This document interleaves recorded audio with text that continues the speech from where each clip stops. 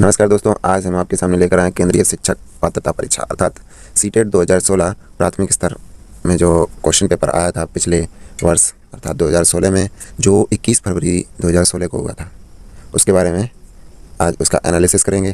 तो आइए देखते हैं। सबसे पहले क्या शुरू करेंगे, बाल विकास। तो हमारी सबसे पहले बाल विकास है। बाल विकास में पहला क्वेश्चन है हमारा, अपने चिंतन में अवधारणात्मक परिवर्तन लाने हेतु शिक्षार्थियों को समझ बनाने के लिए शिक्षिका को, ऑप्शन नंबर ए है, उन बच्चों को पुरस्कार देना चाहिए जिन्होंने अपने चिंतन में परिवर्तन किया। बी ऑप्शन है, बच्चों को स्वयं चिंतन करने के लिए हतोत्साहित करना चाहिए कि वे शिक्षिका को सुने और उनका अनुपालन करें। ऑप्शन नंबर सी है, व्याख्यान के रूप में व्याख्या प्रस्तुत करनी चाहिए।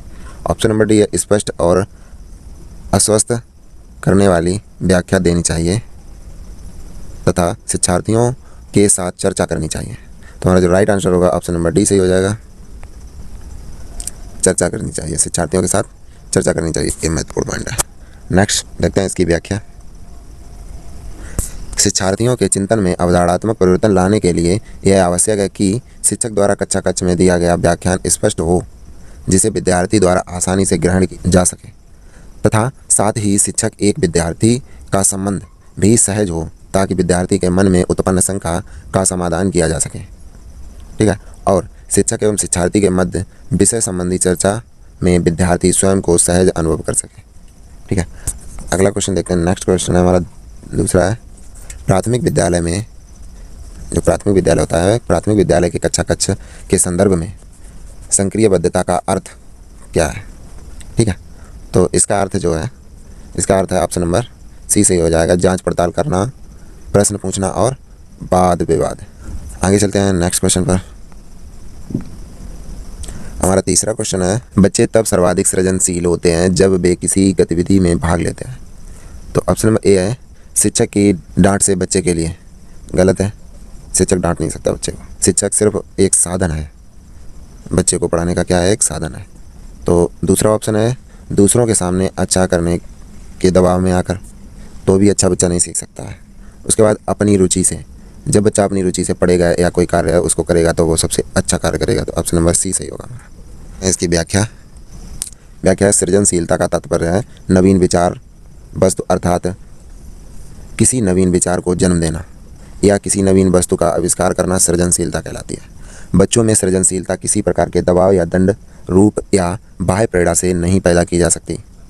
सृजनशीलता मुख्यतः व्यक्ति रुचि से उत्पन्न होती है, अतः बच्चे तब सर्वाधिक सृजनशील होंगे जब वे अपनी रुचि से किसी गतिविधि में भाग लें। ठीक है।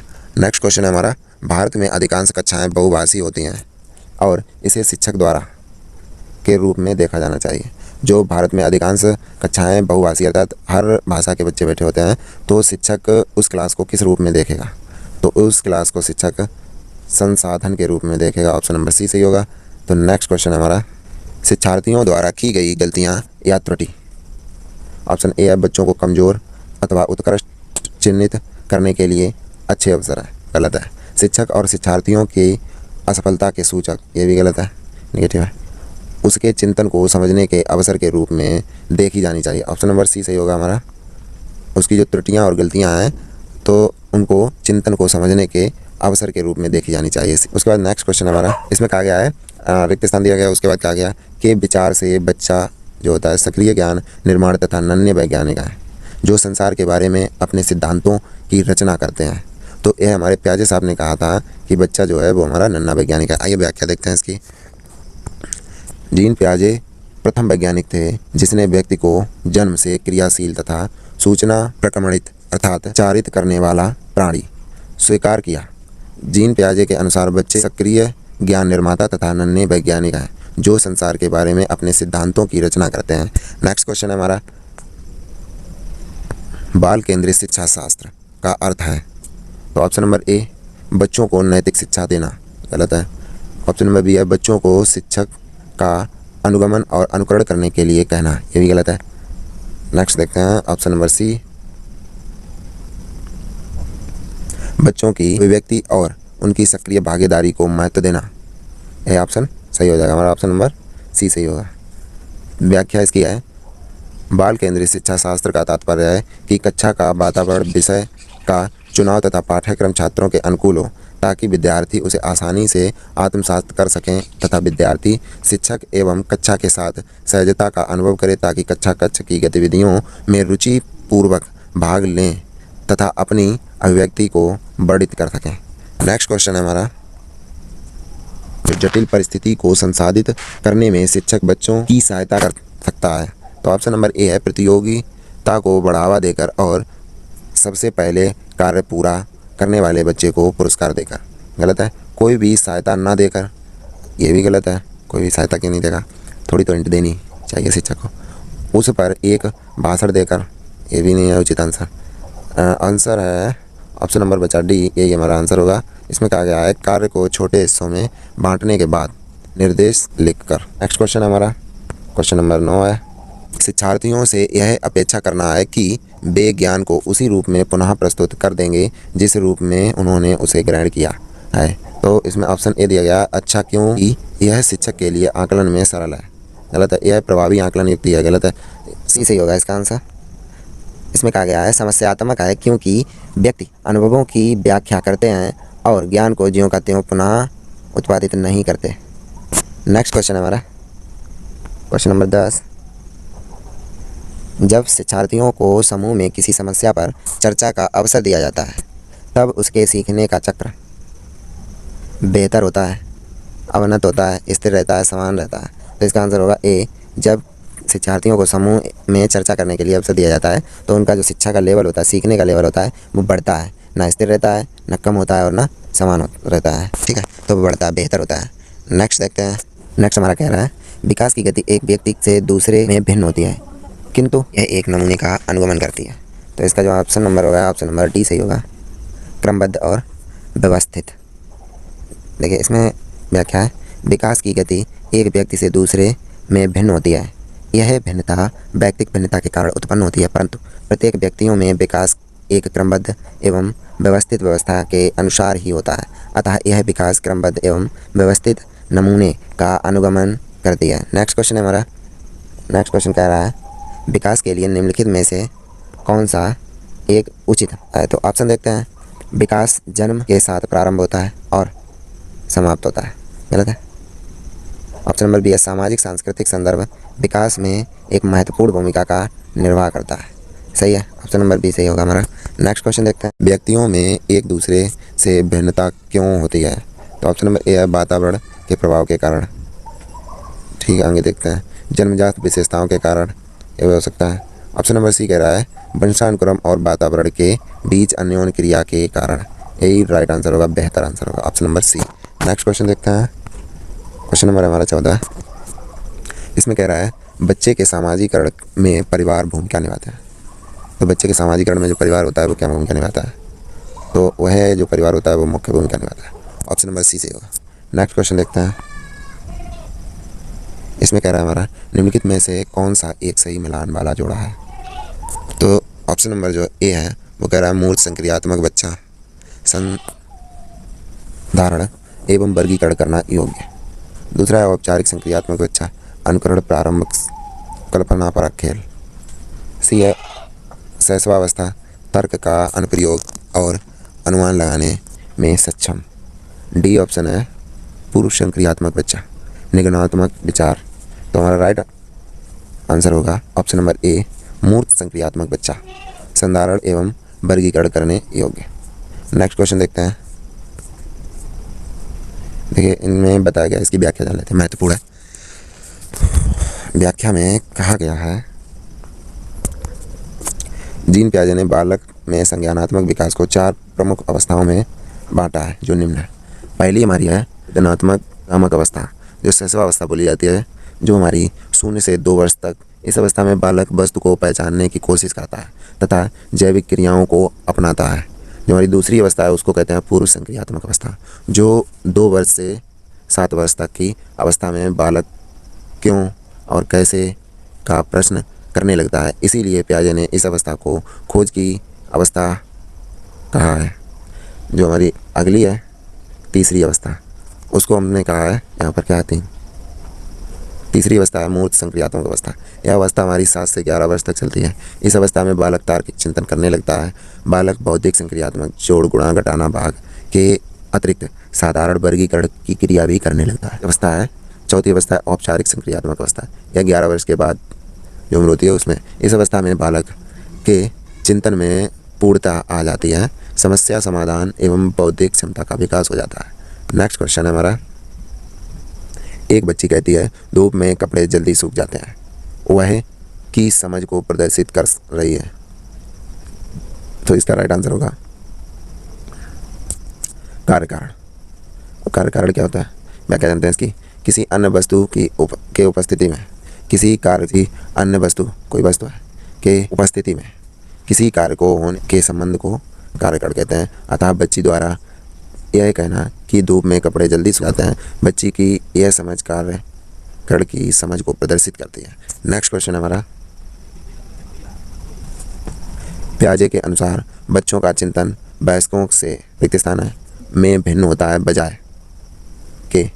तो पियाजे के अनुसार बच्चों का चिंतन वयस्क से प्रकार में भिन्न होता है बजाय मात्रा के। ठीक है, नेक्स्ट क्वेश्चन हमारा, निम्नलिखित में से कौन सा एक आधारभूत आवश्यकता का उदाहरण है। तो ऑप्शन नंबर ए है अनुमोदन और संकेत देना तथा नाजुक स्थितियों पर प्रश्न पूछना। ऑप्शन नंबर बी है शिक्षार्थियों को प्रेरित करने वाला भाषण देना। डी है प्रश्न पूछने को बढ़ावा देने दिए बिना स्पष्टीकरण देना। डी है मूर्त और अमूर्त दोनों प्रकार के उपहार देना। हमारा राइट आंसर होगा शिक्षार्थियों को प्रेरित करने वाले भाषण देना। ठीक है, option number B. Next question पर चलते हैं। हमारा क्वेश्चन है वाइगोस्की के अनुसार बच्चे सीखते हैं। तो जो वाइगोस्की हैं उनके अनुसार बच्चे सीखते हैं। ए ऑप्शन है जब पुनर्बलन प्रदान किया जाता है, दूसरा है परिपक्व होने से, तीसरा है अनुकरण से, चौथा है वयस्कों और समवयस्कों के साथ परस्पर क्रिया से। तो ऑप्शन नंबर हमारा डी सही होगा, वयस्कों और समवयस्कों के साथ परस्पर क्रिया करने से। इसकी व्याख्या देखते हैं। वाइगोस्की का मत है कि बालक में संज्ञानात्मक शक्तियों का विकास मुख्यतः दो कारण से होता है। प्रथम सामाजिक कारक, द्वितीय भाषा।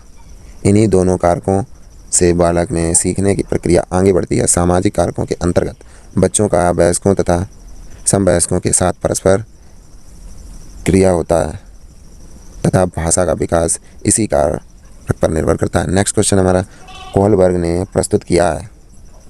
तो ऑप्शन नंबर डी सही होगा, कोहलबर्ग ने नैतिक विकास के चरण प्रस्तुत किए हैं। मनोवैज्ञानिक लॉरेंस कोहलबर्ग के द्वारा बालक के नैतिक विकास का सिद्धांत प्रस्तुत किया गया। कोहलबर्ग ने नैतिक विकास के सिद्धांत में 3 प्रमुख चरणों का उल्लेख किया है जो निम्न है। पहला है पूर्व परंपरागत स्तर, दूसरा है परंपरागत स्तर, तीसरा है उत्तर रूढ़िगत स्तर। ठीक है, नेक्स्ट क्वेश्चन हमारा, निम्नलिखित में से कौन सी स्थिति बाल केंद्रित कक्ष को प्रदर्शित कर रही है। एक कक्षा जिसमें शिक्षिका नोट लिखा देती है और शिक्षार्थियों से उन्हें याद करने को कहे। बी ऑप्शन है एक कक्षा जिसमें पाठ्य पुस्तक एकमात्र संसाधन होता है जिसका संदर्भ शिक्षिका देती है। ऑप्शन सी है एक कक्षा जिसमें विद्यार्थी समूह में बैठे हैं और शिक्षिका बारी बारी से प्रत्येक समूह में जा रही है। ऑप्शन नंबर डी है एक कक्षा जिसमें विद्यार्थियों का व्यवहार शिक्षिका द्वारा दिए जाने वाले पुरस्कार और दंड से संचालित होता है। इसमें जो ऑप्शन है बी और सी हो सकते हैं। ठीक है, और उसमें से हमारा जो बेस्ट ऑप्शन है ऑप्शन नंबर सी सही होगा क्योंकि यह समूह में बैठकर सीख रहा है। आइए नेक्स्ट क्वेश्चन पर चलते हैं। नेक्स्ट क्वेश्चन देखते हैं। बुद्धि है। दोस्तों बुद्धि क्या है, बुद्धि के बारे में जानते हैं। सामर्थ्यों का एक समुच्चय। ऑप्शन बी है एक अकेला और जातीय विचार। डी है एक विशिष्ट योग्यता। जो हमारी बुद्धि है सामर्थ्यों का एक समुच्चय है। ठीक है, बुद्धि क्या है हमारे सामर्थ्यों का एक समुच्चय। ऑप्शन नंबर ए सही हो। नेक्स्ट क्वेश्चन पर चलते हैं।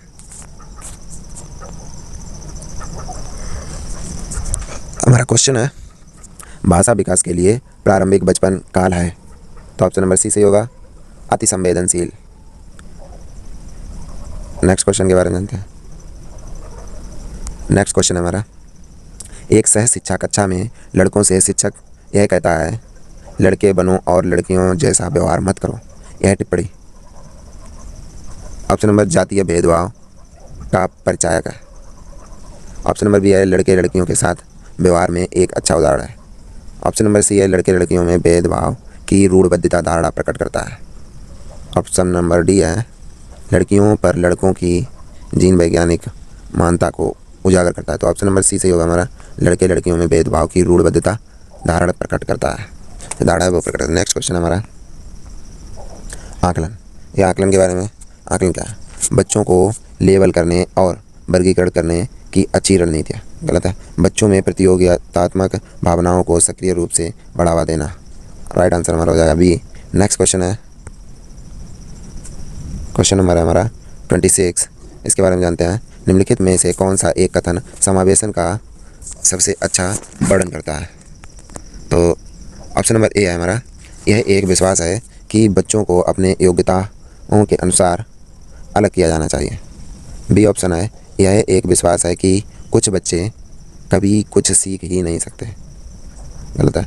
यह एक दर्शन है कि सभी बच्चों को नियमित विद्यालय प्रणाली में समान शिक्षा प्राप्त करने का अधिकार है। डी ऑप्शन है, यह एक दर्शन है कि विशेष बच्चे ईश्वर के विशेष उपहार हैं।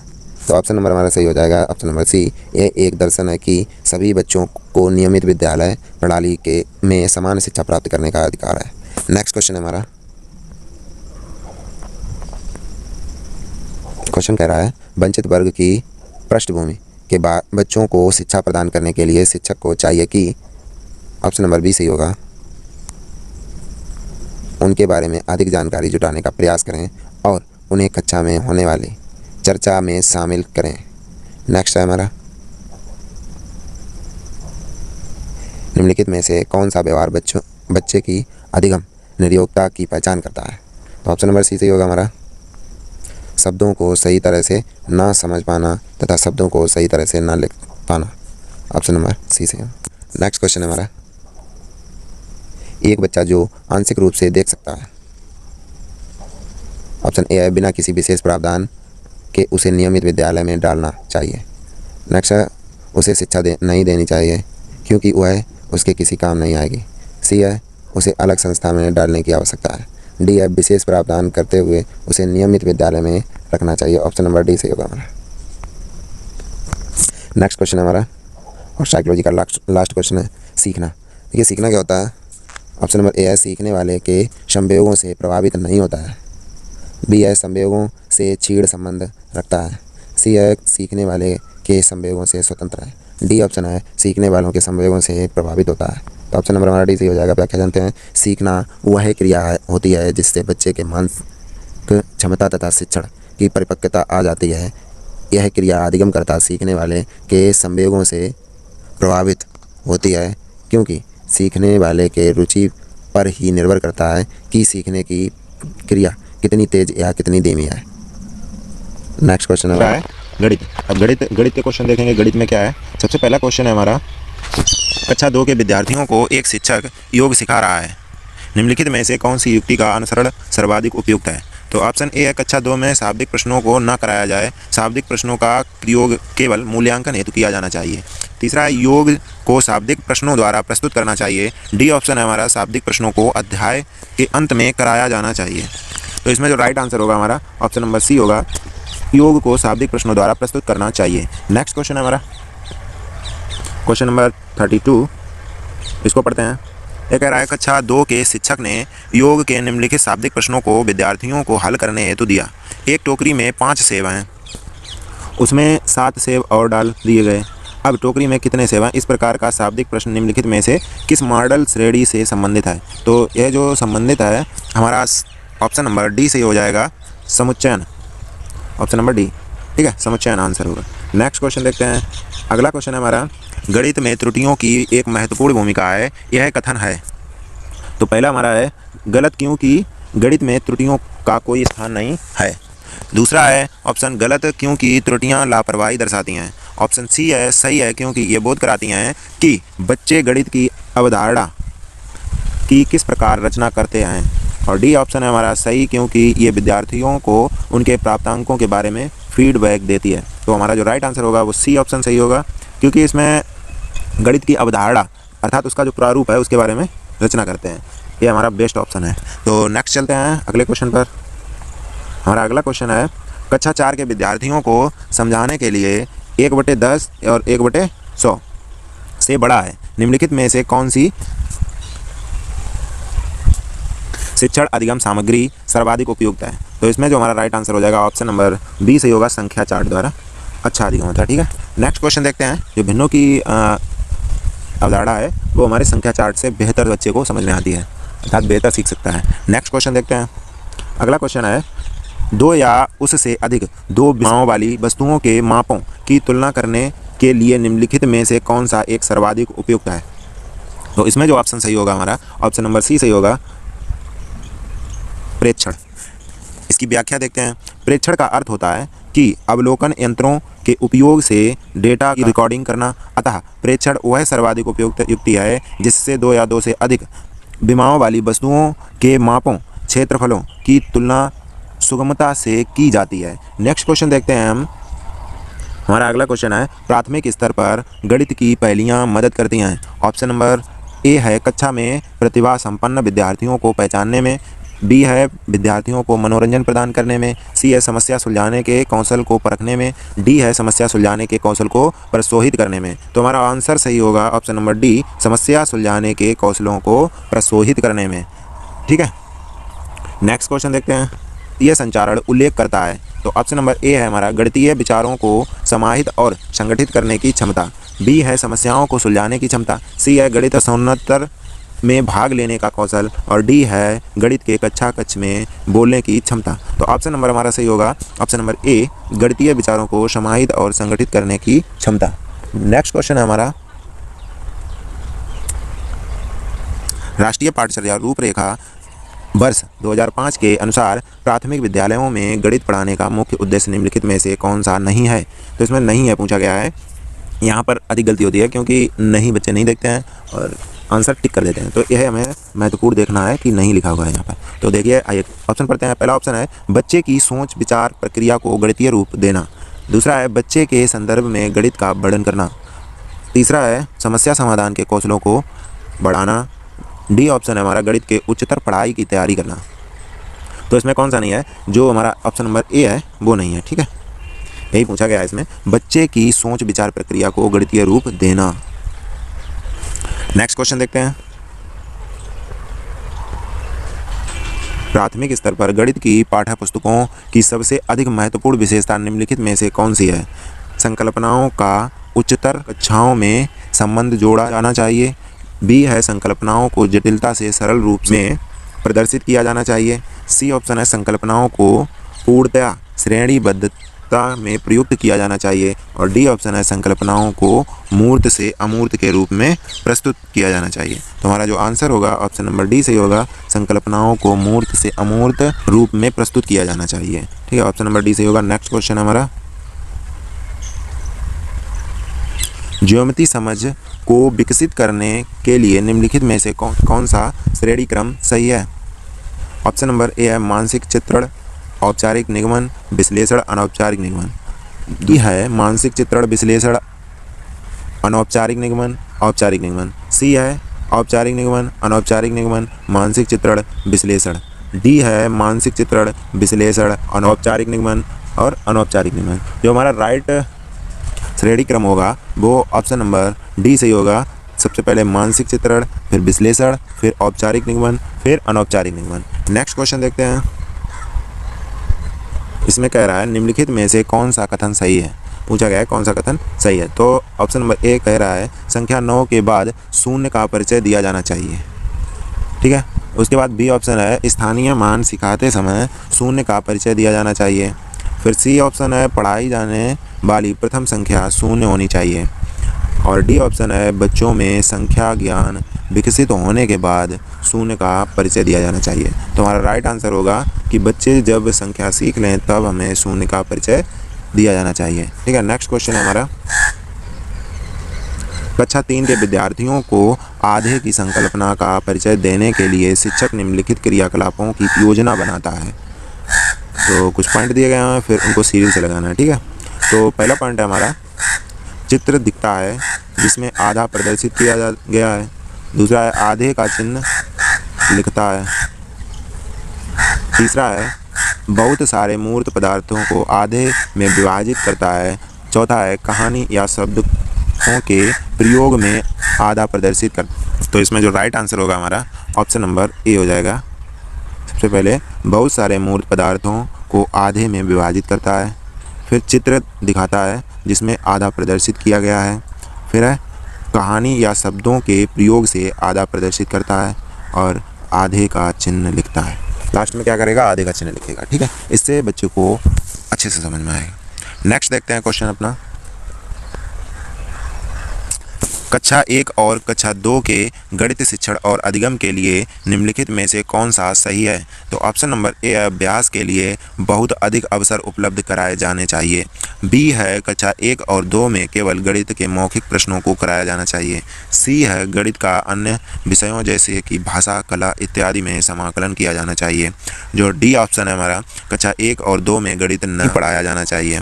तो ऑप्शन नंबर हमारा सही हो जाएगा सी, गणित का अन्य विषयों जैसे कि भाषा, कला इत्यादि से समाकलन किया जाना चाहिए। अर्थात गणित जो सिखाई जाए वो हमारी भाषा, कला इत्यादि विषय में सिखाई जानी चाहिए। उसके बाद नेक्स्ट क्वेश्चन है हमारा, यदि 1001 गुणे 111 बराबर 1,10,000 प्लस 11 गुणे रिक्त स्थान दिया गया है तो अतिरिक्त स्थान में संख्या है। देखिए, पर हम क्या करेंगे, एक्स रख लेंगे। ये एक्स रखेंगे, एक्स रखने के बाद इनका गुणा कर देंगे तो इनका जो गुणा आ जाएगा हमारा कितना आ जाएगा, 6 बार 1।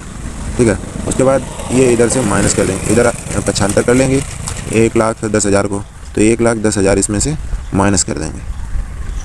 ठीक है, जब इसमें से माइनस कर देंगे तो हमारा बचेगा 1 1 1 1। ठीक, इतना बचा। अब उसके बाद हमारा x के पास कितना है, 11 है, तो x बराबर हमारा कितना आ जाएगा, x बराबर आ जाएगा बटे 11। तो एक बार गया 11 एकन 11 और बिंदी 1, तुम्हारा आंसर कितना आया, 101। कौन से ऑप्शन में है, ऑप्शन नंबर सी सही होगा हमारा, 101। नेक्स्ट क्वेश्चन देखते हैं। इसमें क्या कह रहा है, यदि 15,201 में 5 का स्थानीय मान प्लस 2659 में 6 का स्थानीय मान बराबर 7 गुणे है तो रिक्त स्थान की संख्या है। अब देखिए, इसमें सबसे पहले जो कहा गया वो कर लेंगे। तो 5 का स्थानीय मान, 5 का स्थानीय मान हमारा कितना है, 5 का जो स्थानीय मान है हमारा वो हो जाएगा 5 और पीछे अंक जितने हैं वो 0 लगा दो, 5,000 हो गया। प्लस अब क्या कह रहा है, 6 का स्थानीय मान। अब 6 का स्थानीय मान कितना है, 6 का स्थानीय मान हमारा है 600। अब इन दोनों को प्लस कर लेंगे, बराबर कितना लिखा हुआ है, 7x। यहाँ पर हम x मान लेंगे। ठीक है, यहाँ x मान लेंगे, इतना हो गया समीकरण है। अब इनको हम जब जोड़ लेंगे तो हमारा आ जाएगा 5,600 अर्थात 5600। तो x बराबर हमारा आ जाएगा बटे 7, तो 7 एकन 7, 7 अट्ठे 56 और 02 ये आ जाएगा हमारा। तो आंसर हमारा आ गया ऑप्शन नंबर डी से होगा, 800 आ गया। ठीक है, नेक्स्ट क्वेश्चन देखते हैं। इसमें क्या कह रहा है, यदि 36 और 48 के सर्वधनात्मक गुणांकों का गुणनफल बराबर 999 प्लस 9 गुणे रिक्त स्थान है तो रिक्त स्थान का मान अर्थात रिक्त स्थान पर जो संख्या होगी उसको ज्ञात कीजिए। अब देखिए, इसमें क्या कहा गया है, 36 और 48। अब 36 और 48 का क्या निकालना है हमें, सर्वधनात्मक गुणांक को गुणनखंड निकालना है। ठीक है, अब तो हम सर्व गुणांक निकाल लेंगे तो हमारा कितना आ जाएगा, इसका आ जाएगा हमारा इसका 1728 आ जाएगा। कितना आ जाएगा, 1728। या आप अपने कॉपी में निकाल सकते हैं। ठीक है, 1728 आ गया। अब क्या करेंगे, अब इसमें हमारा कितना आया, 1728। ठीक है, अब हमारी इक्वेशन बन जाएगी बराबर 999 और 9x, यहाँ पर x मान लेंगे, x हो गया। अब ये इसमें 75 हो जाएगा, तो 1728 माइनस 999 और बराबर 9x। तो हमारा अगला आ जाएगा, इसमें से ये माइनस कर देंगे तो हमारा बचेगा 729। ठीक है, अब क्या करेंगे, 9 का इसमें भाग दे देंगे तो हमारा कितना आ जाएगा, x बराबर 9 अट्ठे 72, 9 1 9 अर्थात 81 आ जाएगा। हमारा कितना आ जाएगा, 81 आ जाएगा। तो 81 कौन सा ऑप्शन में? ऑप्शन नंबर ए सही हो जाएगा हमारा। कौन सा? Option number A, 81। ठीक है। क्वेश्चन है, यदि 26,679 को 39 से भाग देने पर तथा 29,405 को 34 से भाग देने पर प्राप्त शेष फलों से अंतर को 18 से भाग दिया जाए तो शेष फल क्या होगा? ठीक है, तो इसको हम कैसे करेंगे? तो इसमें सबसे पहले कहा गया है 26,679 में हम 39 से जब भाग देंगे तो हमारा शेष फल बचेगा 3। ठीक है, उसके बाद जब हम 34 से भाग देंगे 29,405 में तो हमारा शेष फल बचेगा 29। अब क्या कहा गया? इनके अंतर इनका आएगा 26 को 18 से भाग दिया जाए, तो 18 से जब हम भाग देंगे तो पूछा गया है तो शेष फल होगा। अब 18 से माइनस अर्थात 26 से माइनस 18 करेंगे तो हमारा बचेगा 8। ठीक है, यही हमारा आंसर होगा। तो हमारा राइट आंसर ए हो जाएगा। क्या हो जाएगा? Option number A. अगला क्वेश्चन है हमारा, इसमें कह रहा है 36, 54 और 60 का सबसे छोटा सर्वगुणज और 90 बराबर है, भाग 90 बराबर है। तो इसमें क्या करेंगे? इन सभी का एलसीएम निकालेंगे। तो हमारा इनका एलसीएम आ जाएगा, इनका एलसीएम आएगा, आप लोग निकाल लेना, इनका एलसीएम आएगा 540। ठीक है, और भाग कितना है? 90 का। तो इसमें जब 90 से डिवाइड करेंगे ये इससे कट जाएगा, 9 6 बार जाएगा, तो जो हमारा आंसर आएगा 6 आ जाएगा। तो इसमें ऑप्शन नंबर हमारा कौन सा सही होगा? ऑप्शन नंबर डी सही हो जाएगा, 6 आंसर आएगा। ठीक है। क्वेश्चन है, सोनू के पास 5 दर्जन टापियाँ हैं। उसने इनका 1/3 भाग अमिता को, 2/5 भाग अनिल को और 1/12 भाग हामिद को दे दिया। सोनू के पास बची टापियाँ की संख्या।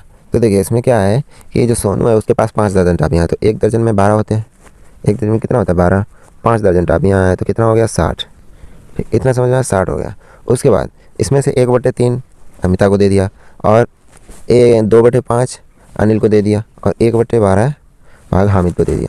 तो इनका क्या करेंगे? हम एलसीएम ले लेंगे, तीनों का प्लस कर लेंगे।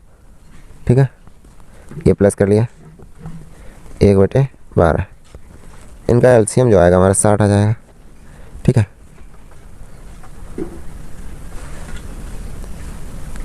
तो 20 दिया 60 प्लस 12 पंचे 60 प्लस 5 12, तो यहाँ कितना है? 5। अब इनको जोड़ दो,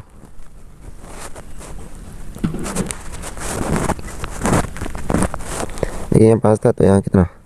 12 दूनी 24 हो जाएगा। यहाँ पे कितना हो जाएगा? 24। जब इनको ऐड करेंगे तो हमारा आ जाएगा 49/60। ठीक है, अब क्या करेंगे? 60 से इसको कम कर देंगे। जब 60 से इसको कम करेंगे तो 60 माइनस 49, तो हमारा आंसर कितना आएगा? 11। कितना आ जाएगा? 11। ठीक है, तो यहाँ पर जो ऑप्शन नंबर होगा हमारा बी ठीक हो जाएगा। क्या हो जाएगा?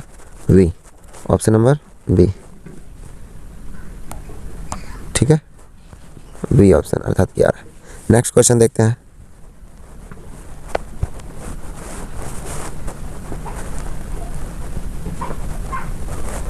इसमें कह रहा है, यदि 112 इकाई प्लस 12,000 बराबर 11,012 प्लस 2.5 है तो रिक्त स्थान में संख्या है।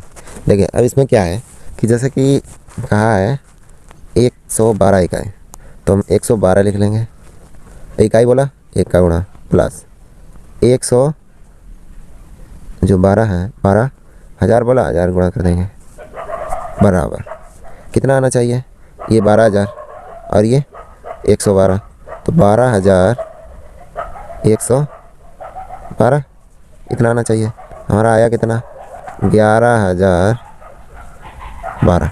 अब देखिए कितना कम है, 12,112 आना चाहिए, हमारा 11,012 आया है, तो 1,100 का आएगा। कितना? 1,100।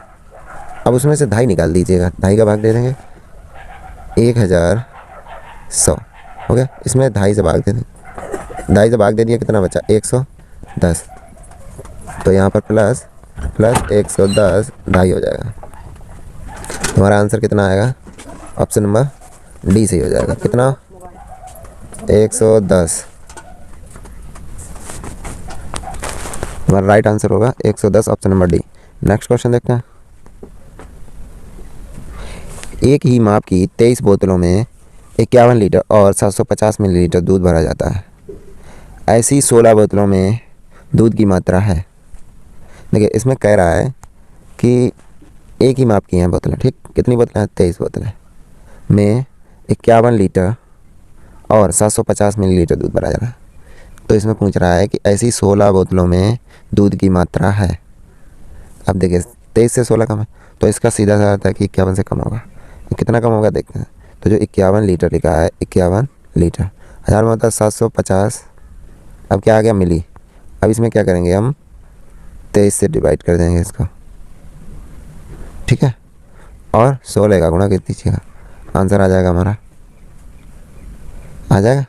तो 23 से भाग दीजिए, इसमें कितनी बार जाएगा, इसमें भाग देंगे 23 सेकंड, 23, 23 दूनी 46 और बचा 5, 23 दूनी 46, तो फिर 5 बार जाएगा और 0, इतना आ गया हमारा। इसमें गुणा करेंगे 0, 16 पंचे 80, 8 हासिल, 16 दूनी 32, 8 40 और 16 दूनी 32, 4 36, हमारा कितना आ गया, 36, किस में आया, मिली में, ठीक है। अब इसको हम मिली से हम किस में, लीटर में कन्वर्ट कर देंगे, तो हमारा कितना आ जाएगा आंसर, 36 लीटर। ऑप्शन देखते हैं अगर होगा तो। ऑप्शन नंबर हमारा ए में दिया गया है 36 लीटर, ठीक है, कितना दिया गया, 36 litre, option number A right answer. Next देखते हैं, किसी मानचित्र पर 1/2 सेंटीमीटर की दूरी भूमि पर 200 किलोमीटर की दूरी को निरूपित करती है। यदि भूमि पर दो नगर 1800 किलोमीटर की दूरी पर स्थित है तो मानचित्र उनकी दूरी होगी। अब देखिए इसमें कोई मानचित्र बता रहा है, उस पर आधे का मतलब कितना है, 200, और कह रहा है 1800 किलोमीटर की दूरी स्थित है, तो 200 का पहले हम इसमें भाग देंगे, कितना आ जाएगा, 9, ठीक है, 9 आ गया। इसका आधा कितना होता है, क्योंकि आधे से निरूपित कर रहा है, तो आधा 2 का भाग दे दें, 4, इतना आ जाएगा हमारा। आंसर कौन सा सही है, ऑप्शन नंबर डी, ठीक है। नेक्स्ट क्वेश्चन देखते हैं, निम्नलिखित में से कौन सा सही नहीं है। इसमें देखिए 1 सेंटीमीटर 1 मीटर का शतांश है, ठीक। अब ये जो ऑप्शन है गलत है।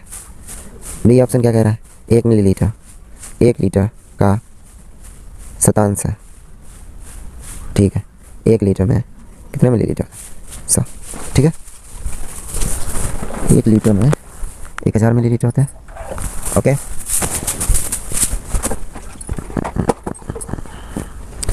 तो इसका राइट आंसर हो जाएगा हमारा option number B. Next question देखते हैं, एक घनाभाकार बॉक्स 13 सेंटीमीटर लंबा, 11 सेंटीमीटर चौड़ा और 9 सेंटीमीटर ऊंचा। एक घनाभाकार बक्से की भुजा 12 सेंटीमीटर है। तनु इन बक्सों में 1 सेंटीमीटर भुजा वाले 3060 घन पैक करना चाहती है। उन घनों की संख्या जो इनमें पैक नहीं हो पाएंगे है।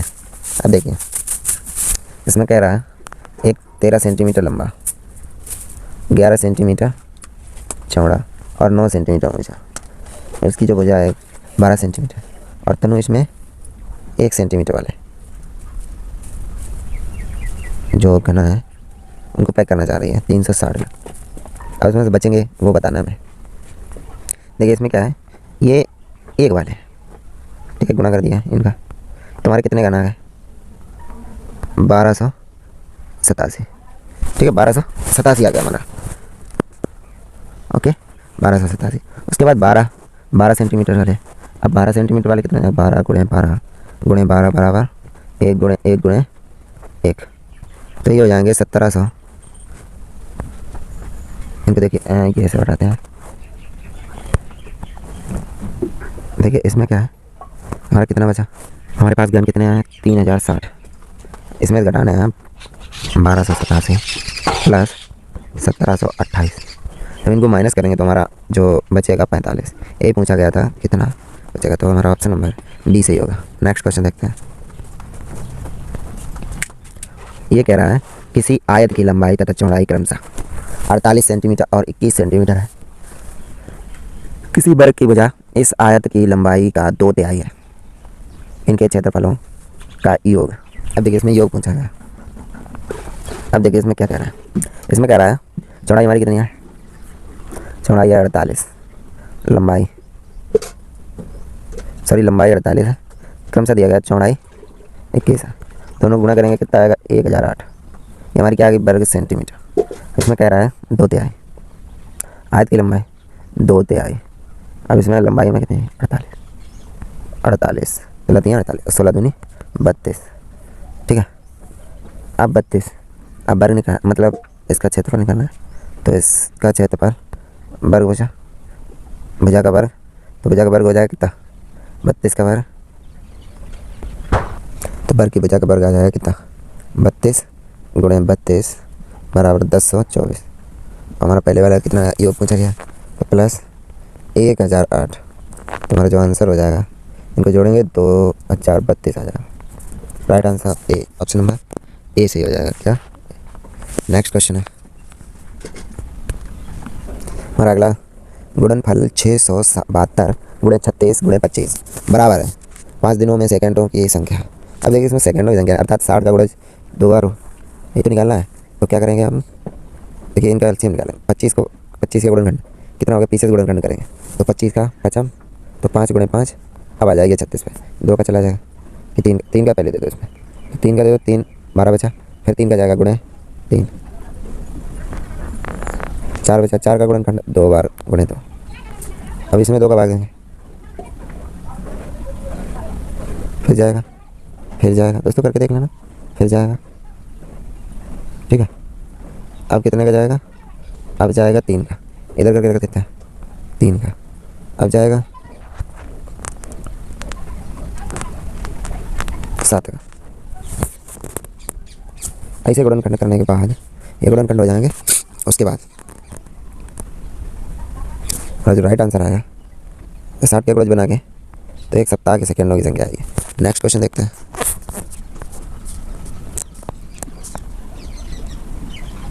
जब ताज़ा मछलियों को सुखाया जाता है तो उनका भार 1 तिहाई रह जाता है। साबी ने 2709 किलोग्राम ताज़ा मछली ₹27 प्रति किलो की दर पर खरीदी और उन्हें सुखाने के पश्चात 97.5 प्रति किलोग्राम की दर पर बेची। उसे कुल लाभ हुआ कितना हुआ, तो देखिए इसमें क्या है 227 किलो, 2709 किलो उसने खरीदी, वो भी कितने के हिसाब से 27 रुपये के हिसाब से। 27 का भाग दे दें 1 किलो निकालेंगे। ठीक है, अब उसने क्या किया कि मछलियाँ लेनी और सुखा दी, तो कितना सूख जाती हैं प्रश्नानुसार 1 तिहाई रह जाती हैं। अब देखिए तो 2709 का 1 तिहाई कितना होएगा, तो 3 नेम 27 0 3 का 9 903। तो इसमें जो है हमारा कितना है 9 कितना, इसमें कितना है 97.5, तो हमारा कितना आ जाएगा। ठीक है, और जो हमारा 2709 था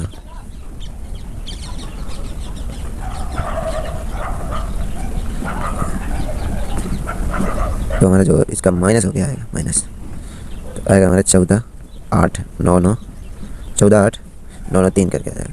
तो ऑप्शन नंबर हमारा राइट होगा, ऑप्शन नंबर ए। ठीक है,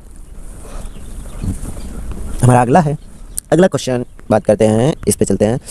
कह रहा है सुई ने बाइसिकल द्वारा 16 किलोमीटर की दूरी तय 15 किलोमीटर प्रति घंटे की चाल से, स्कूटर द्वारा 20 किलोमीटर दूरी 50 किलोमीटर प्रति घंटे की चाल से और कार द्वारा 50 किलोमीटर की दूरी 60 किलोमीटर प्रति घंटे की चाल से तय की। इन दूरियों को तय करने में लगा कुल समय। तो हमारा इसका क्या 16 बटे 15 गुणे 60, तो 15 चक्को 60, 16 चक्को 64, और 64 मिनट आ गया, अर्थात 1 घंटा 4 मिनट हो गया। ठीक है इसका। उसके बाद 20 बटे 50 इंटू 60, 0 से 0 कैंसिल हो गया, 5 सेकंड 5 और 4, तुम्हारा कितना आएगा 24 मिनट। कितना आएगा 24 मिनट, 24 ये 4 वो। ठीक है, ध्यान रखना। उसके बाद 50 बटे 60 इंटू 60, 60 से कैंसिल हो गया, बचा 50 मिनट। तो देखिए 50 मिनट ये है, इसको उठाते हैं, देखो एक ये सारा टाइम जोड़ते हैं 64 मिनट और 24 मिनट और 50 मिनट, यह टाइम। तो इसको जब हम ऐड करेंगे 4 4 8 6 2 8 8 5 13, अर्थात 138 मिनट हो गया हमारा। तो टाइम जो लगा हमारा ऑप्शन नंबर बी सही हो जाएगा। नेक्स्ट क्वेश्चन देखते हैं।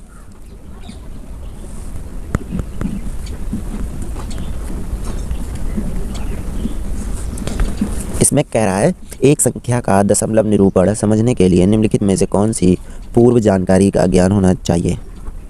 तो ऑप्शन नंबर सी सही होगा, स्थानीय मान का ज्ञान होना चाहिए। नेक्स्ट क्वेश्चन है, इसमें कह रहा है अंकगणित की 4 मूलभूत संक्रियाएं हैं। पहला है योग, भाग, परिमाप और क्षेत्रफल ज्ञात करना। दूसरा है परिकल्पना, संगणना, रचना करना और समीकरण बनाना। सी है योग, गुणा, भिन्न को का दशमलव में बदलना और सम आकृतियों की संरचना करना। डी है योग, व्यवकलन, गुणा और भाग। तो ऑप्शन नंबर हमारा डी सही हो जाएगा। नेक्स्ट क्वेश्चन देखते हैं। हमारा थर्ड भाग आ गया है जो पर्यावरण अध्ययन है। पर्यावरण अध्ययन के क्वेश्चन करेंगे। इसमें है निम्नलिखित में से कौन सा कथन आकलन प्रक्रियाओं के बारे में सबसे कम उपयुक्त है। ऑप्शन नंबर ए है बच्चे को निजी वितरण और व्यक्ति पृष्ठपोषण अर्थात फीडबैक देना वांछनीय अभ्यास है।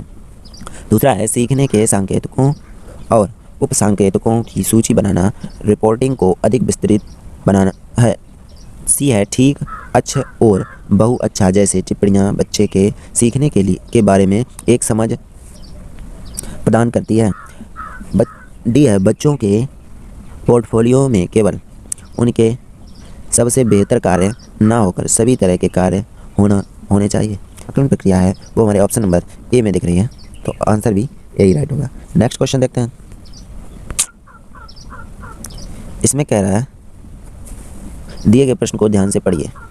क्या आपने अपने घर या स्कूल के आसपास जानवर देखे हैं? इनके छोटे बच्चे हैं। आप अपनी नोटबुक में उनके नाम लिखिए। इस प्रश्न के माध्यम से किस प्रक्रमण कौशल का आकलन किया गया है? तो ऑप्शन नंबर हमारा हो जाएगा ऑप्शन नंबर डी, अवलोकन एवं रिकॉर्डिंग। ठीक है। नेक्स्ट क्वेश्चन है, इसमें कह रहा है पर्यावरण अध्ययन की अतः विषयी प्रकृति पर्यावरणीय मुद्दों को द्वारा संशोधित करती है। ऑप्शन नंबर ए है हमारा विज्ञान और सामाजिक विज्ञान की विषय वस्तु और पद्धति के प्रयोग। बी है सामाजिक विज्ञान और पर्यावरण शिक्षा की विषय वस्तु और पद्धति के प्रयोग, विज्ञान की विषय वस्तु और पद्धति के प्रयोग। डी है विज्ञान, सामाजिक विज्ञान और पर्यावरण शिक्षण तथा जो पर्यावरण शिक्षा है शिक्षा के विषय वस्तु और पद्धति के प्रयोग। तुम्हारा जो राइट आंसर होगा ऑप्शन नंबर डी से हो जाएगा। नेक्स्ट क्वेश्चन देखते हैं। कक्षा 5 के शिक्षक एक सवाल देते हैं, पेड़ों के 5 लाभ लिखिए। ओके, जबकि कक्षा के शिक्षक निम्न सवाल देते हैं, क्या होगा अगर धरती पर कोई पेड़ ना हो। अब देखिए इसमें इन सवालों की प्रकृति कैसी है यही पूछा गया। तो इसमें जो ए ऑप्शन दिया गया है बंद अंत वाला अभिसारी और मुक्त अंत वाला अपसारी है। ये तो बंद अंत वाला तो है लेकिन अभिसारी नहीं है। तो पहला क्वेश्चन हमारा अभिसारी नहीं, वो अपसारी है। ठीक है। उसके बाद नेक्स्ट है मुक्त अंत वाला अभिसारी है। मुक्त अंत वाला क्वेश्चन नहीं है पहला, और अभिसारी भी नहीं है, तो ये ऑप्शन ही गलत हो गया। उसके बाद सी ऑप्शन दे रहा है मुक्त अंत वाला अपसारी। ये मुक्त अंत वाला क्वेश्चन नहीं है लेकिन अपसारी है। ठीक। उसके बाद डी ऑप्शन दे रहा है बंद अंत वाला है, उसके बाद अपसारी भी है, और जो दूसरा क्वेश्चन है मुक्त अंत वाला है अभिसारी है। ठीक है, ये मुक्त अंत वाला है और अभिसारी भी है, तो हमारा ऑप्शन नंबर डी से हो जाएगा। अब आपको समझ में आ रहा होगा मुक्त अंत और अभिसारी और अपसारी और बंद अंत। देखिए इसमें क्या होता है, जैसे कि इसमें जो पहला क्वेश्चन है पेड़ों के 5 लाभ लिखिए, इसमें हमें क्लियर करके दिया गया है कि 5 ही लाभ लिखने हैं। ठीक है, कितने लाभ लिखने हैं? 5 ही लाभ लिखने, हम 6 नहीं लिख सकते, नहीं लिख सकते ना। तो इसमें क्या हो गया कि यह बंद अंत वाला हो गया, बंद अर्थात बंद कर दिया, 5 के बाद आगे नहीं लिख सकते, 5 तक लिख सकते हैं। और अपसारी, अपसारी और अभिसारी। अभिसारी में क्या होता है, अपसारी में क्या होता है? अपसारी में वो होता है जैसे कि अब 5 लिखने, क्लियर हो गया। और मुक्त अंत वाले में क्या होता है कि हम अब उसने दूसरा क्वेश्चन किया है, क्या होगा अगर धरती पर पेड़ ना हो, तो हर बच्चा अलग अलग अपनी समझ के अनुसार आंसर देगा, तो इसको मुक्त अंत वाला कहते हैं। ठीक है, देखते हैं आगे। नेक्स्ट क्वेश्चन है, इसका ऑप्शन नंबर क्या होगा? डी। नेक्स्ट देखते हैं।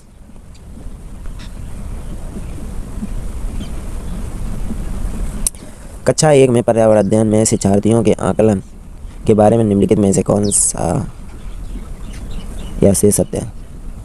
पहला है मौखिक परीक्षाएं, क्योंकि हो सकता है कि बच्चे लिखने में सक्षम ना हो, सही सकते हैं। ड्राइंग, क्योंकि बच्चों को इसमें आनंद आता है। सी है तीसरा अर्थात। तीसरा पॉइंट है शिक्षकों का आकलन और रिकॉर्डिंग।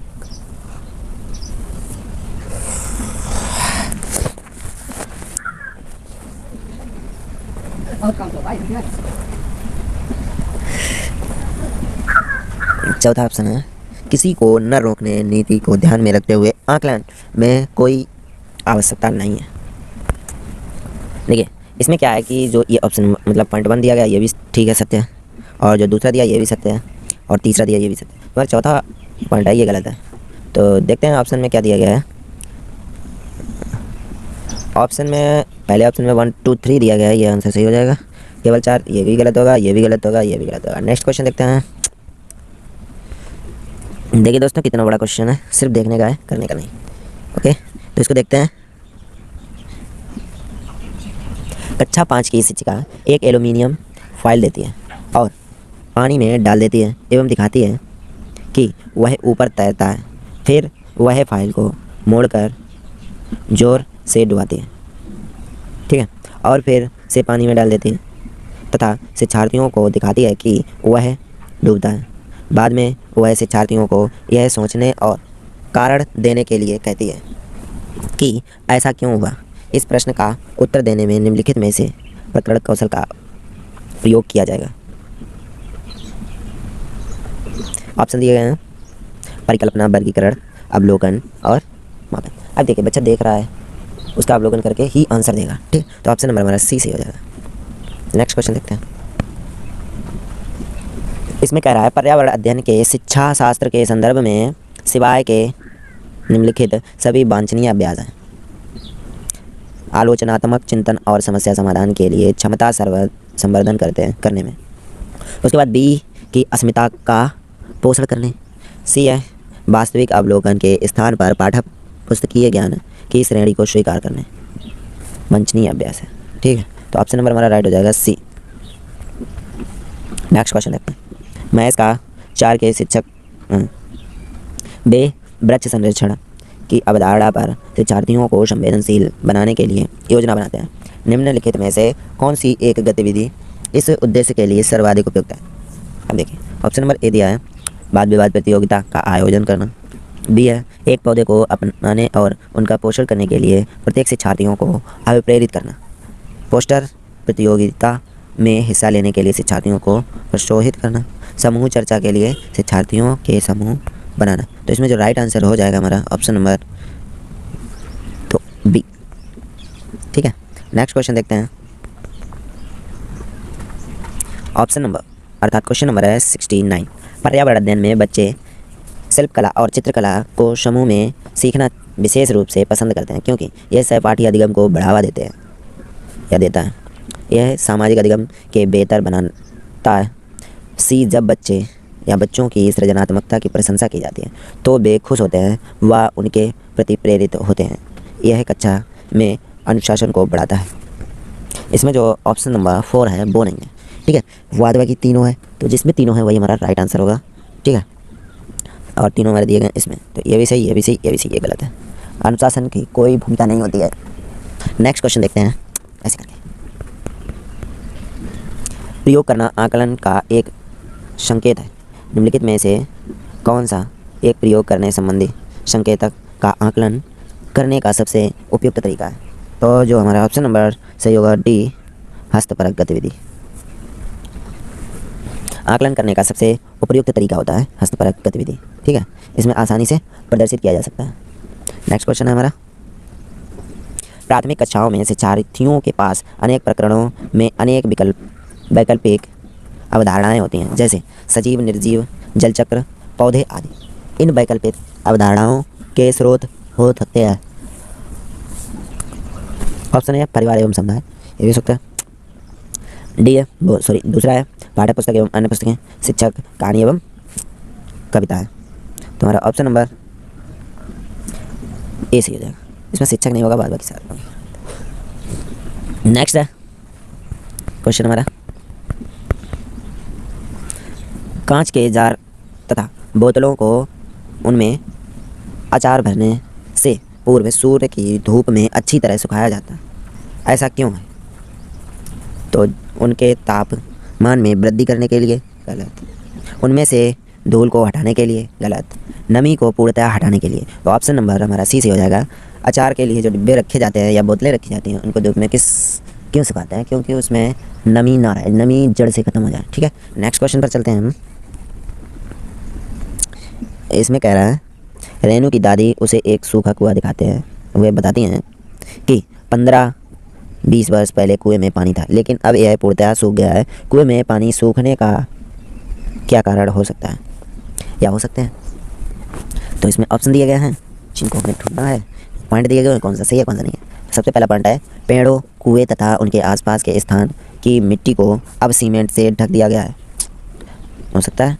ऑप्शन नंबर 2, आसपास के इलाके में बहुत सारे बोरिंग पंप लग रहे हैं, ये भी हो सकता है। दूसरा है प्रत्येक व्यक्ति के घर में अब नल होने के कारण कोई भी कुआं पर प्रयोग नहीं करता है। ठीक है, तो इसमें जो राइट आंसर होगा हमारा ए, बी। इसका right answer A, option number A सही होगा। ठीक है, नेक्स्ट क्वेश्चन पर चलते हैं। नेक्स्ट क्वेश्चन है, कह रहा है बगुला भैंस पर बैठता है क्योंकि बगुला तथा भैंस में सहजीवी का संबंध है। बी है बगुला मनोरंजन के लिए भैंस पर बैठता है। सी है भैंस बगुले को एक स्थान से दूसरे स्थान तक आने जाने में मदद करती है। और डी है बगुला भैंस को डराना चाहता है। ऑप्शन नंबर ए सही होगा हमारा, बगुला तथा भैंस में सहजीवी का संबंध है।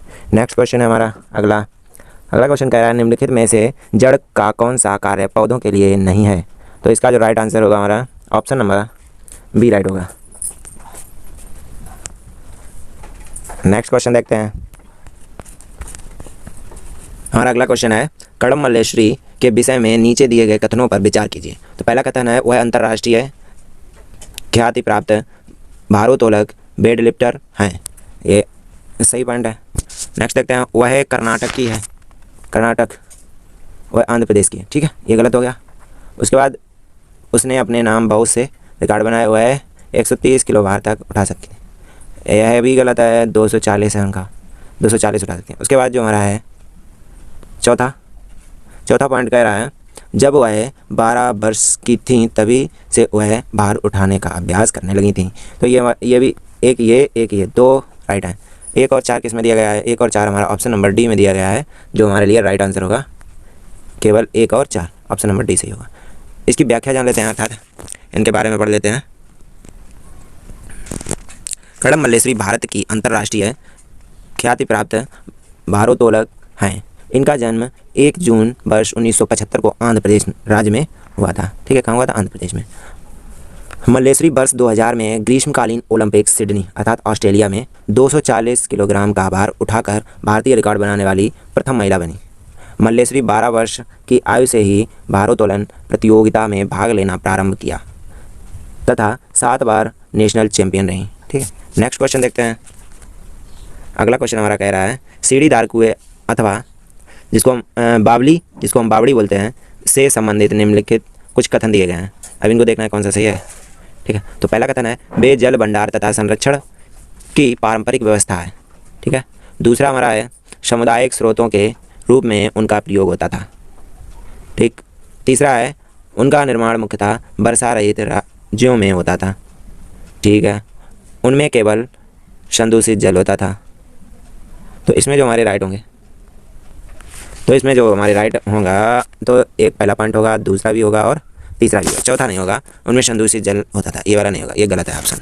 अर्थात जो पॉइंट चौथा है वो हमारा गलत है। तो 1 और 2 और 3 किस में दिए गए हैं? ऑप्शन नंबर सी में दिए गए हैं 1, 2, 3। तो हमारा जो सही राइट आंसर होगा ऑप्शन नंबर बी हो जाएगा सही। ठीक है, नेक्स्ट क्वेश्चन देखते हैं हमारा। उससे नेक्स्ट क्वेश्चन देखने से पहले कुछ इसका विवरण जान लेते हैं, इसके बारे में पढ़ लेते हैं। सीढ़ीदार कुएं अथवा बावली अर्थात जिसको हम बावड़ी कहते हैं, बावड़ी मुख्यतः वर्षा रहित क्षेत्रों में बनाए जाते हैं। ओके, जिसमें वर्षा के दिनों में प्राप्त जल को संरक्षित किया जाता है तथा शेष दिनों में जल की आवश्यकता की पूर्ति की जाती है। जैसे कि मतलब जब वर्षा होती है तो कुएं बनाए जाते हैं, उनमें वर्षा का पानी भर जाता है। वर्षा का पानी भरने के बाद उनका उस बरसे के पानी का उपयोग किया जाता है जो हमारी पूर्ति करता है। इस प्रकार की बावड़ियाँ सामुदायिक योजना के तहत बनाई जाती हैं जिसमें पीने का जल तथा सिंचाई के जल की पूर्ति की जाती थी या की जाती है। नेक्स्ट क्वेश्चन देखते हैं। बरली एक पारंपरिक कला का प्रकार है। बरली नामक स्थान किस राज्य में है?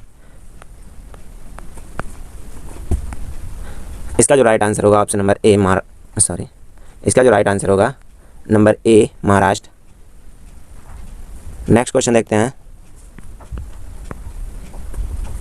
हमारा क्वेश्चन कह रहा है तमिलनाडु के निकटवर्ती समीपवर्ती राज्य हैं अर्थात तमिलनाडु के। तो इसमें जो हमारा केरल, ठीक है, कर्नाटक और आंध्र प्रदेश, ये तीनों हैं। इसको हम याद भी कर सकते हैं, कर्नाटक, केरल और आंध्र प्रदेश अर्थात के ए, ठीक है, के ए।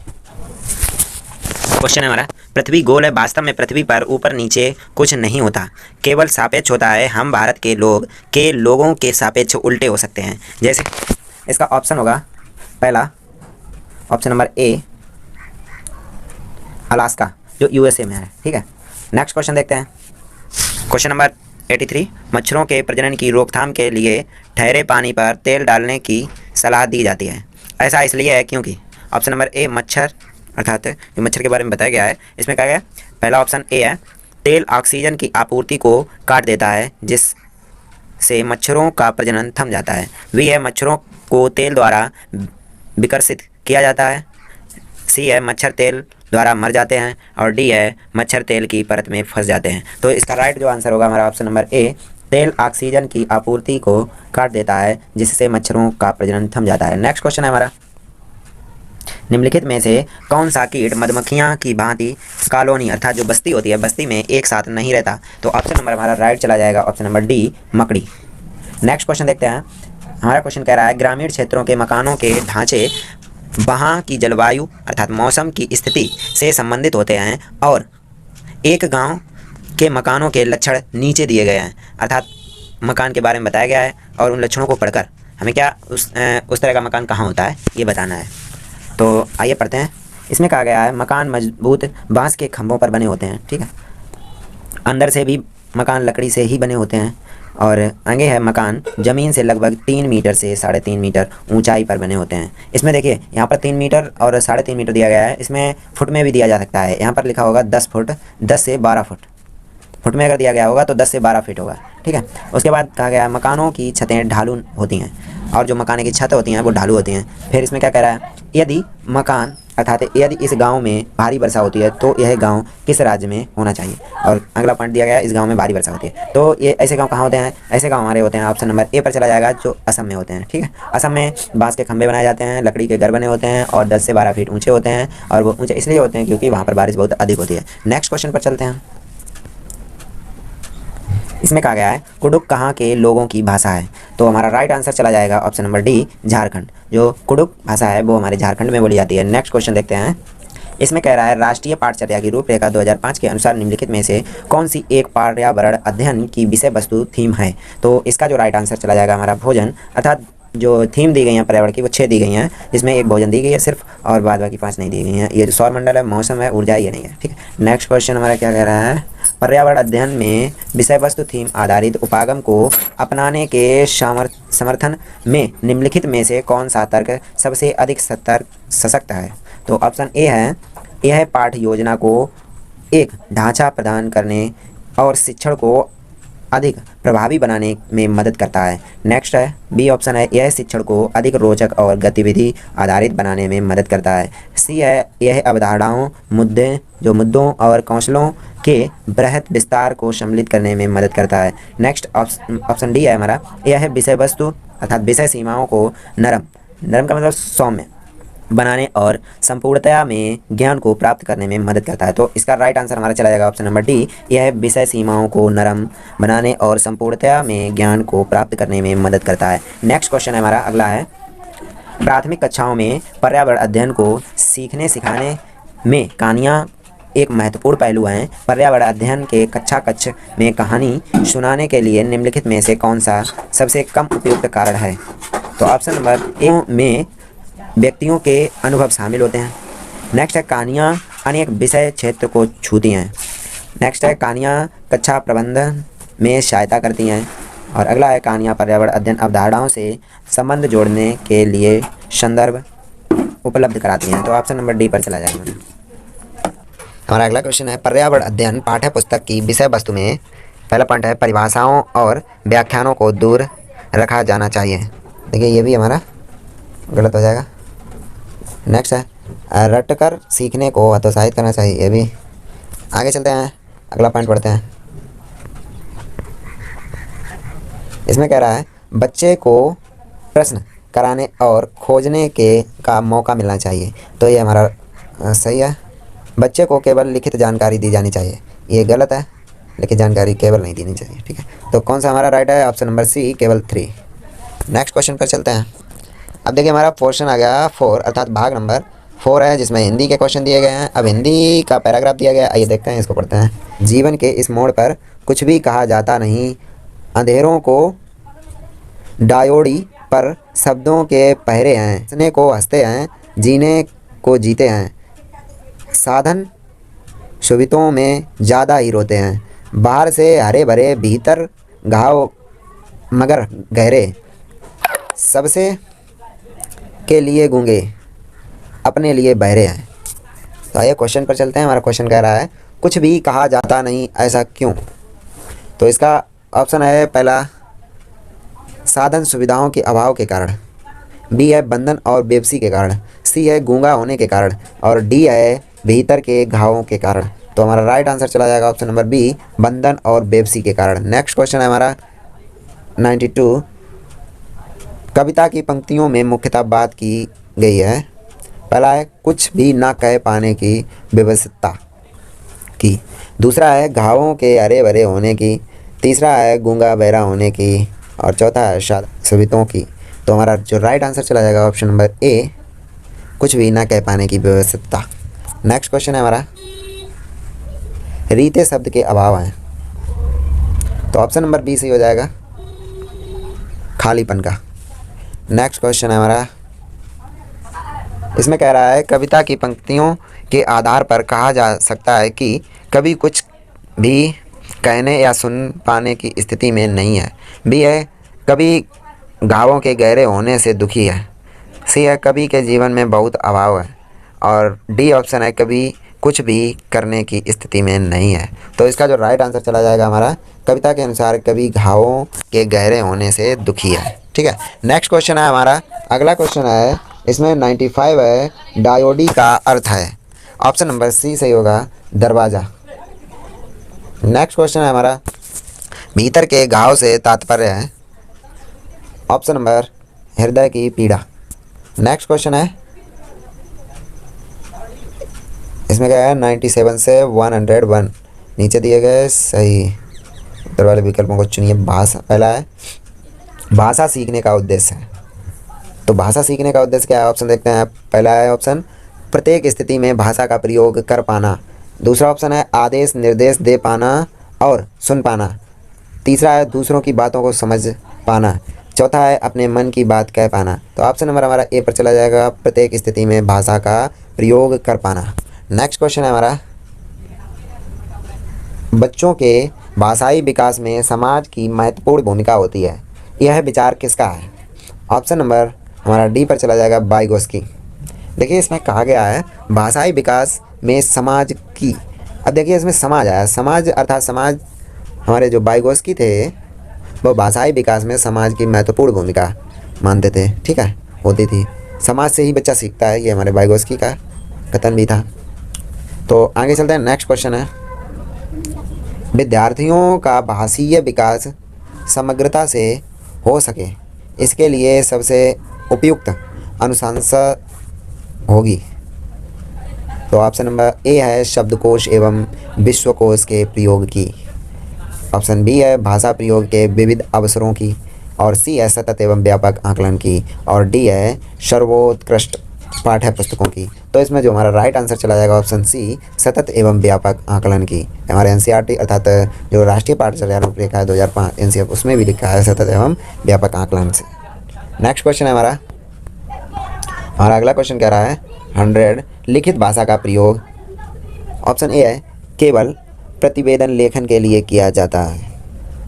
ऑप्शन बी है कार्यालयी कार्यों के लिए ही किया जाता है। ऑप्शन सी है अपनी अभिव्यक्ति के लिए किया जाता है। और डी है केवल साहित्य सृजन के लिए किया जाता है। तो हमारा राइट आंसर चला जाएगा ऑप्शन नंबर सी, अपनी अभिव्यक्ति के लिए किया जाता है। जैसे कि इसमें कहा गया ऑप्शन नंबर ए में केवल प्रतिवेदन लेखन के लिए किया जाता है। अब देखिए केवल प्रतिवेदन लेखन के लिए तो नहीं किया जाता, प्रतिवेदन लेखन करेंगे तो उसमें अपनी अभिव्यक्ति ही करेंगे, ठीक है, वही लिखते हैं। चाहे कोई भी कार्य हो, जैसे कार्यपालिका में जो कार्य के लिए किया जाता है, तत्कार्यपालिका में अपनी जो अभिव्यक्ति होगी वही तो लिखोगे, जो काम होगा वही तो करेंगे हम।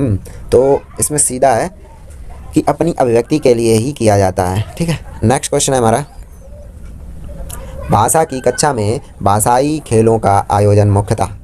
ऑप्शन ए कह रहा है भाषा सीखने की प्रक्रिया में स्वाभाविकता लाता है। ऑप्शन बी आकलन का काम करता है। ऑप्शन सी रोचकता और जोश लाता है। ऑप्शन डी अध्यापक के काम को सरल बनाता है। ऐसा कुछ नहीं है, ठीक है। ऑप्शन सी पर चला जाएगा, रोचकता और जोश लाता है। जो भाषाई खेलों का आयोजन मुख्यतः इसी वजह से किया जाता है, जैसे जो खेल आयोजन किए जाते हैं कि बच्चे खेल खेल में सीखें, ठीक है। नेक्स्ट क्वेश्चन हमारा, इसमें कह रहा है कविता कहानियों पर चर्चा करने एवं प्रश्न पूछने का उद्देश्य है। ऑप्शन ए भाषा की विभिन्न घटना छटाओं का अनुभव कराना है। ऑप्शन बी है कल्पनाशीलता का पोषण करना मात्र है। ऑप्शन सी है भाषा सीखने का आकलन करना मात्र है। ऑप्शन डी है साहित्य के प्रति बच्चों की रुचि जागृत करना है, ठीक है। तो इसमें हमारा ऑप्शन चला जाएगा ऑप्शन बी के साथ, जो कल्पनाशीलता का पोषण करना मात्र है, ठीक है, चर्चा। नेक्स्ट क्वेश्चन हमारा, भाषा का अस्तित्व एवं विकास के बाहर नहीं हो सकता। अब किसके बाहर नहीं हो सकता? तो परिवार, साहित्य और विद्यालय, समाज। तो ऑप्शन नंबर हमारा सी सही होगा कि जो भाषा का अस्तित्व एवं विकास है वो समाज के अंदर ही होगा, ठीक है। जो हमारा समाज के अंदर, जैसे परिवार भी समाज के अंदर ही आता है, साहित्य जो भी वो भी हमारे समाज के अंदर है, विद्यालय भी समाज के अंदर आएगा, तो हमारा समाज के बाहर नहीं जा सकता है भाषा का अस्तित्व जो विकास है। नेक्स्ट क्वेश्चन है हमारा, इसमें कह रहा है किसी समावेशी कक्षा में कौन सा कथन भाषा शिक्षण के सिद्धांतों के अनुकूल है। तो ऑप्शन ए है प्रिंट समृद्ध माहौल भाषा सीखने में मदद करता है। बी है बच्चे अपने अनुभव के आधार पर भाषा के नियम नहीं बना पाते। और सी है भाषा विद्यालय में रहकर अर्जित की जाती है। और डी है व्याकरण के नियमों का ज्ञान भाषा विकास की गति त्वरित करता है। तो इसमें जो राइट आंसर चला जाएगा हमारा बी के साथ, ऑप्शन नंबर बी, बच्चे अपने अनुभवों के आधार पर भाषा के नियम नहीं बना पाते, ठीक है। नेक्स्ट क्वेश्चन हमारा, इसमें कह रहा है प्राथमिक स्तर पर विद्यार्थियों के भाषा शिक्षण के संदर्भ में कौन सा कथन सही है, ठीक है। तो भाषा शिक्षण में अब ऑप्शन ए कह रहा है सतत रूप से की जाने वाली टिप्पणियाँ एवं अनवरत अभ्यास भाषा सीखने में रुचि उत्पन्न करता है। डी ऑप्शन है बच्चे समृद्ध भाषाई परिवेश में सहज रूप से स्वतः भाषा में सुधार कर सकते हैं। ऑप्शन सी है बच्चों की भाषाई संकल्पनाओं और विद्यालयों के भाषाई परिवेश में विरोधाभासी भाषा सीखने में मदद करता है। ऑप्शन डी है हमारे बच्चे भाषा की जटिल और समृद्ध संरचनाओं का ज्ञान विद्यालय में ही अर्जित करते हैं। तो हमारा ऑप्शन नंबर डी पर चला जाएगा, बच्चे भाषा की जटिल और समृद्ध संरचनाओं का ज्ञान विद्यालय में ही अर्जित करते हैं। नेक्स्ट क्वेश्चन है हमारा, प्राथमिक स्तर की कक्षा में भिन्न भिन्न प्रांतों के अलग अलग भाषा बोलने वाले बच्चों का नामांकन हुआ है। ऐसी स्थिति में भाषा की कक्षा बच्चों के भाषाई विकास के संदर्भ में ऑप्शन ए जटिल चुनौतियों के रूप में सामने आते हैं। ऑप्शन बी है अवरोध ही प्रस्तुत करती हैं। ऑप्शन सी है बहुत बड़ी समस्या बन जाती है। ऑप्शन डी है अनमोल संसाधन के रूप में कार्य करती हैं। तो हमारा राइट आंसर चला जाएगा ऑप्शन नंबर ए के साथ, जटिल चुनौतियों के रूप में सामने आती हैं। नेक्स्ट क्वेश्चन है हमारा, पहली कक्षा की भाषा अध्यापिका अपने एक विद्यार्थी के भाषाई विकास के संबंध में चिंतित है क्योंकि ऑप्शन ए विद्यार्थी पठन पाठन में रुचि प्रदर्शित नहीं करता है।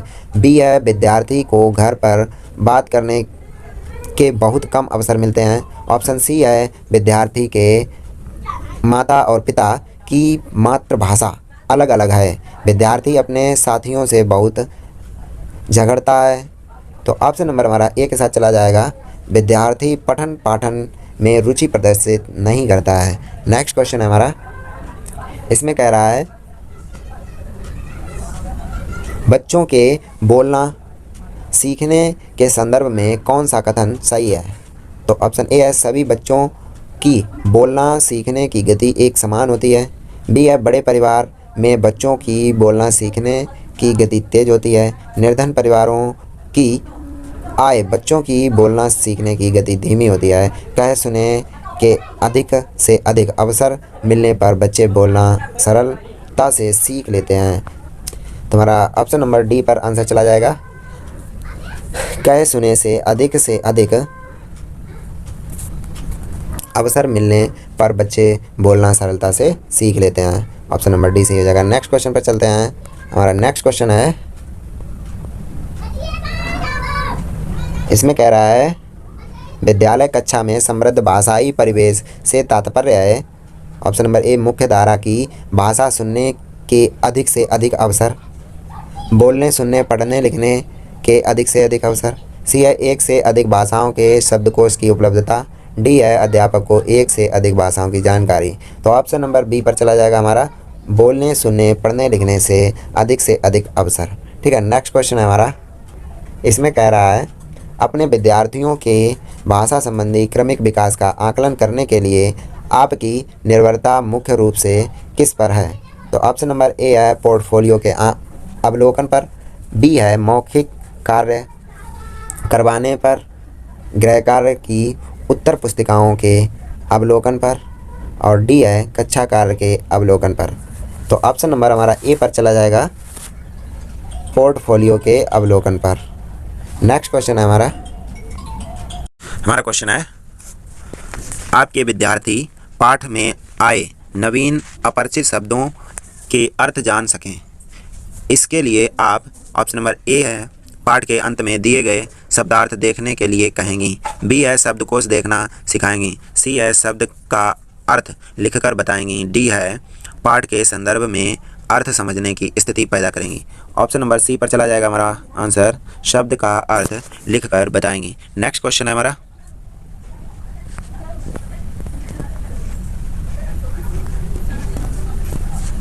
देखिए पैराग्राफ आ गया, आगे देखते हैं, इसका क्वेश्चन करते हैं। इसमें कह रहा है मीना और रमेश हैं परस्पर। तो इसका जो राइट आंसर हमारा चला जाएगा ऑप्शन नंबर बी पर, भाई बहन। ठीक है, नेक्स्ट क्वेश्चन है, रमेश ने मीना की पिटाई की क्योंकि वह कक्षा में अव्वल आ सकती थी। बी है, अक्सर शैतानियाँ करती थी। बी सी है, पढ़ नहीं रही थी। और डी है, पढ़ने नहीं दे रही थी। तो ऑप्शन नंबर डी पर चला जाएगा हमारा आंसर, पढ़ने नहीं दे रही थी। नेक्स्ट क्वेश्चन है, कक्षा में प्रथम आने के लिए आवश्यक है शुरू से नियमित पढ़ाई करना, खेलकूद छोड़ देना, रात दिन पढ़ाई करना। और ऑप्शन डी है, पढ़ाई के दिनों परिश्रम करना। तो हमारा राइट आंसर चला जाएगा ऑप्शन नंबर ए पर, शुरू से नियमित पढ़ाई करना। नेक्स्ट क्वेश्चन है, अर्थात यह भी कोई पढ़ने का समय है, प्रश्न कहाँ से है। ए ऑप्शन है, पढ़ने का कोई समय नहीं होता। बी है, वह समय पढ़ने का नहीं है। और सी है, यह भी पढ़ने का एक समय है, यह पढ़ने का ही कोई समय है। ऑप्शन नंबर बी पर चला जाएगा हमारा आंसर, वह समय पढ़ने का नहीं है। नेक्स्ट क्वेश्चन है, जो शब्द शेष से भिन्न हो उसे छांटिए। अब देखिए, इसमें परीक्षा, प्रथम, अव्वल और फर्स्ट। इसमें जो प्रथम दिया गया, प्रथम का मतलब आप लोग जानते होंगे फर्स्ट, अर्थात एक नंबर। और फर्स्ट का भी एक नंबर होता है और अव्वल का भी एक नंबर होता है। इसमें जो अलग है, हमारा परीक्षा अलग है। तो ऑप्शन नंबर ए पर चला जाएगा हमारा आंसर। नेक्स्ट क्वेश्चन देखते हैं, और उसके बाद ऑप्शन नंबर, कौन सा विशेषण रमेश के लिए उपयुक्त है। ऑप्शन ए, रट्टू तोता। बी, लापरवाह। और सी, पढ़ाकू। और डी, परिश्रमी। तो ऑप्शन नंबर ए पर चला जाएगा, रट्टू तोता। नेक्स्ट क्वेश्चन है, पर तुम का अभाव है। तो इसमें ऑप्शन नंबर, पर तुमने पढ़ना छोड़ दिया। बी है, पर तुम पढ़ते ही रहे। सी है पर तुमने ध्यान नहीं दिया और डी है पर तुमने रटना ही सीखा। तो ऑप्शन नंबर हमारा ए पर चला जाएगा राइट आंसर, पर तुमने पढ़ना छोड़ दिया। नेक्स्ट क्वेश्चन है हमारा, अकबर का जन्म कहाँ हुआ था? तो अकबर का जन्म आप लोगों को पता होगा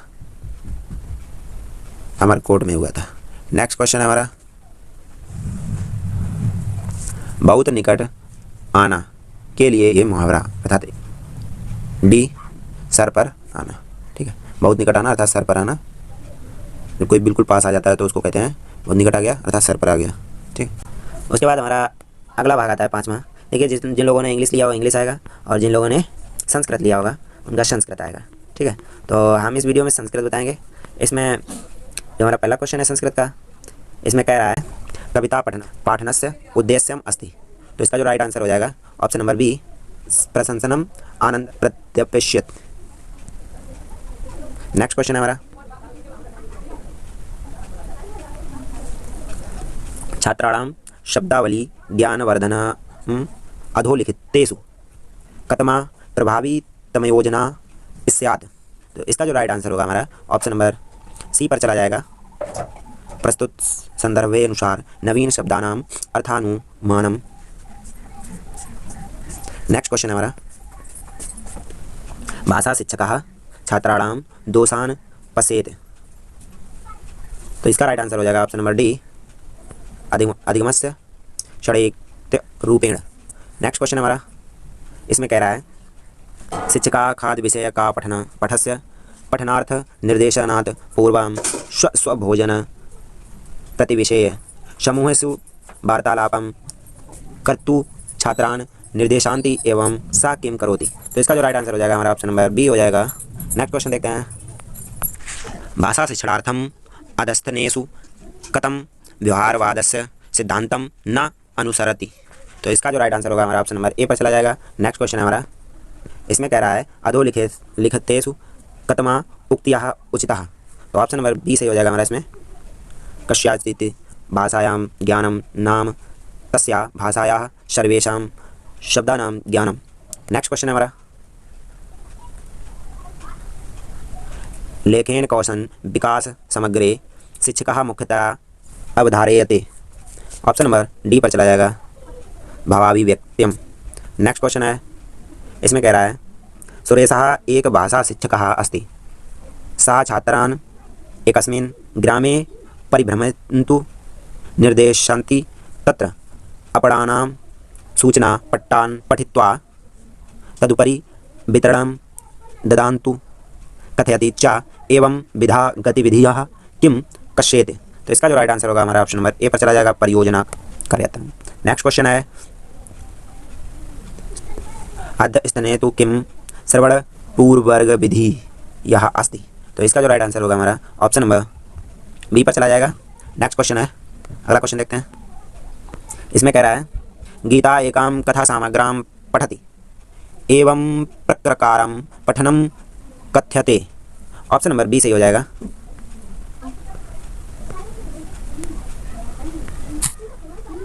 नेक्स्ट क्वेश्चन है, रचनात्मक कक्षायां कवितायाः पठनम समय शिक्षकः। तो इसका जो राइट आंसर हो जाएगा option number A. Next question है, अधस्तनेषु केन त्रिभाषा सूत्रम समस्तुतम। तो इसका राइट आंसर हो जाएगा ऑप्शन नंबर सी, कोठारी आयोग होगा। नेक्स्ट क्वेश्चन है हमारा, सर्वेषां बालकानां जन्मन एव भाषा अधिग्रहणस्य अंतर्निहितशक्तियः विद्यते। तो ऑप्शन नंबर हमारा चला जाएगा ऑप्शन नंबर सी, सर्वत्रिकम मार्गे विशिष्टस्य। नेक्स्ट क्वेश्चन है हमारा, भाषायाः कौशल च तुष्टयम् अतिरिच्य अधोलिखितेषु अपरम कौशलम किम अस्ति। तो इसका जो राइट आंसर होगा ऑप्शन नंबर सी, चिंतन कौशलम। नेक्स्ट क्वेश्चन है हमारा, बहुभाषिकतया उपयोगः साधन रूपेण अनिवार्यतया क्रियते एन। इसका जो राइट आंसर होगा option number D. Next question है हमारा, ये पैराग्राफ है, इसमें जो पहला क्वेश्चन है इसका, जीवने अन्यपेक्षया कस्य अधिकं महत्वम अस्ति। तो इसका जो राइट आंसर होगा ऑप्शन नंबर ए जलस्य। नेक्स्ट क्वेश्चन है हमारा, जलस्य अपरम नाम जलम इति पदस्य पर्यायो भवति। इसका जो राइट आंसर होगा हमारा ऑप्शन नंबर सी पर चला जाएगा, नीरम। नेक्स्ट क्वेश्चन है, एकत्रीकृतम इति पदस्य कृते गद्यांशे अस्मिन् का शब्दा प्रयुक्तः। तो इसका जो राइट आंसर होगा ऑप्शन नंबर बी पर चला जाएगा, षष्ठितम। नेक्स्ट क्वेश्चन है हमारा, भद्राणि पदस्य कृते द्वितीय श्लोके किम पदम प्रयुक्तम। तो इसका जो राइट आंसर होगा ऑप्शन नंबर ए पर चला जाएगा, वसांसी। तो इस नेक्स्ट क्वेश्चन हमारा, साधो शक्तियः कथम उपयुक्ता भवति। इसका जो राइट आंसर है ऑप्शन नंबर ए पर चला जाएगा, चढ़ाए। नेक्स्ट, अध्ययन पदस्य कृते पंचमे श्लोके किम पद प्रयुक्तम। ऑप्शन नंबर ए सही होगा, पठनेन। नेक्स्ट क्वेश्चन है और वीडियो का लास्ट क्वेश्चन है। अगर वीडियो अच्छी लगी हो तो सब्सक्राइब एंड शेयर जरूर करें। क्वेश्चन कह रहा है, परवाक्येषु कहा अनादरः करोति। तो ऑप्शन नंबर हमारा राइट हो जाएगा सी, मूर्खा। Thanks for watching my video.